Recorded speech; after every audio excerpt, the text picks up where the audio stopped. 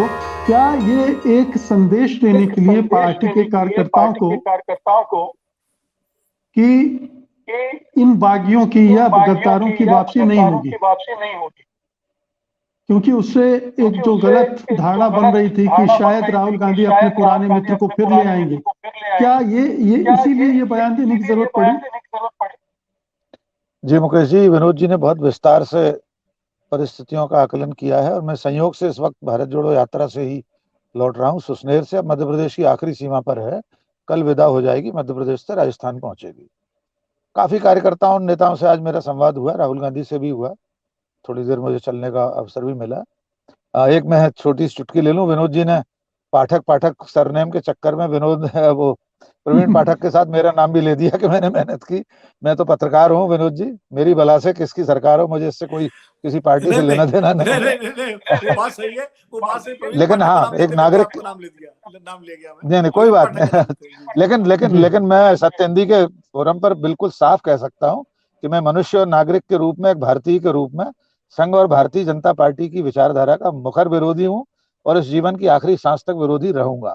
बतौर पत्रकार मुझे सरकारों से आने जाने मेरी मेहनत का कोई लेना देना नहीं है।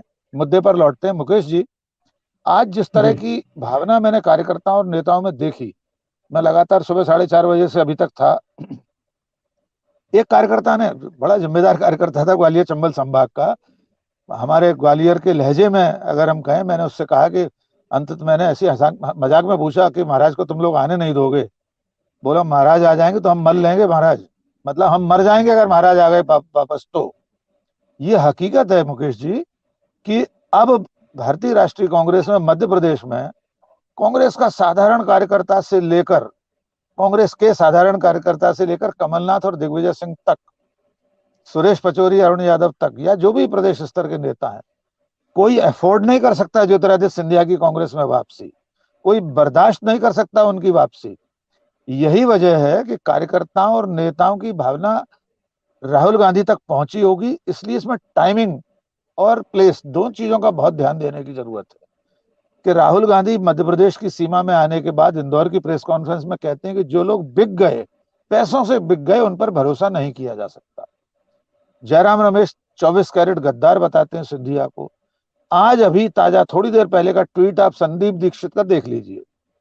उन्होंने जो प्रेस की वैन आगे चल रही है, गाड़ी जिसमें कैमरामैन और पत्रकार हैं, वहां से एक कोई वीडियो किसी ने बनाया, उससे संदीप दीक्षित ने ट्वीट किया और उसमें लिखा है, उस भीड़ को और जलसे और जुलूस का जिक्र करते हुए आखिर में एक लाइन ये लिखी है कि अब ज्योतिरादित्य सिंधिया जैसे लोग भी कुछ नहीं कर सकते।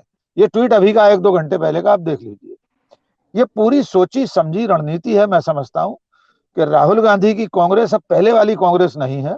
ये लगातार साबित करने की कोशिश है कि आयाराम गयाराम करके पार्टी का नुकसान पहुंचाकर लौट आए ऐसे लोग, अब राहुल गांधी की नई कांग्रेस में ये नहीं चलेगा।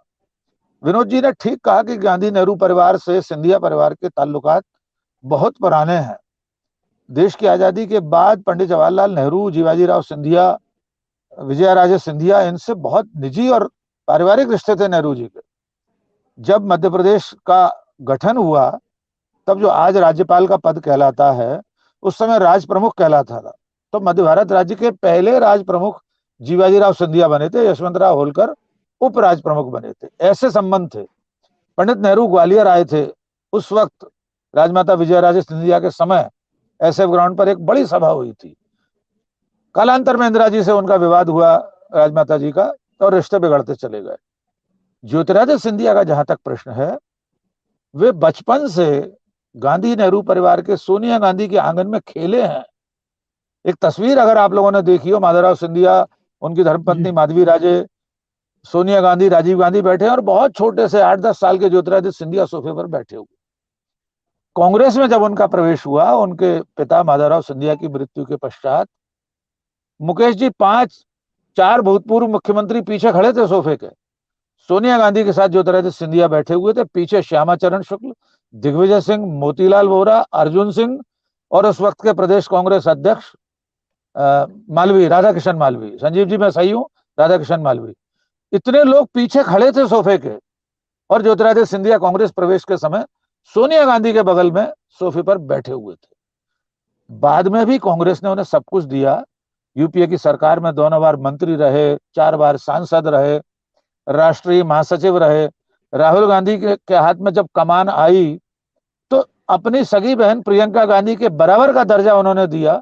उत्तर प्रदेश के आधे आधे का दोनों को प्रभारी बनाया, लोकसभा में सचेतक थे। इसके बाद अगर वे पार्टी छोड़कर जाते हैं तब भी बर्दाश्त किया जा सकता था, लेकिन दल बदल के बाद अब आप एक ट्रोल की तरह यूपीए सरकार को, मनमोहन सिंह की सरकार के फैसलों को, सोनिया राहुल गांधी की नीतियों को जब उसकी आलोचना करते हैं, कोसते हैं, तो फिर राहुल गांधी बर्दाश्त नहीं करेंगे।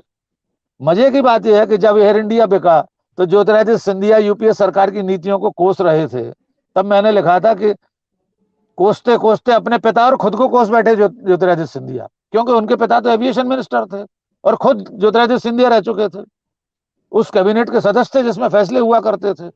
ये चीजें चूंकि राहुल गांधी और उनकी कोटरी को बहुत अखर रही हैं, दल बदल करने के बाद अगर वे शांत रह जाते तो भी बात थी। इसलिए अब मुझे लगता है कि मध्य प्रदेश की कांग्रेस के बहाने पूरे देश के कांग्रेस जनों, कार्यकर्ताओं, नेताओं को संदेश देने की ये सोची समझी राजनीतिक पहलकदमी है कि अगर आप पार्टी छोड़कर जाते हैं और सीमा से बाहर जाकर आलोचना करते हैं तो अब आपके लिए सोनिया गांधी, राहुल गांधी, बिल्कुल मैं समझता हूँ। और मध्य प्रदेश को इसीलिए चुना गया है कि यही सबसे बड़ी बात हुई थी राहुल गांधी की। उनकी मित्रता के साथ घात हुआ, पार्टी के साथ घात हुआ, विचारधारा के साथ घात हुआ। इसलिए ये इतना बड़ा मुखर संदेश ज्योतिरादित्य सिंधिया को पार्टी छोड़े 2.5 साल हो गया, इसलिए मध्य प्रदेश को रणनीति पूर्वक चुना है राहुल गांधी और उनकी टीम ने। जी मुकेश जी।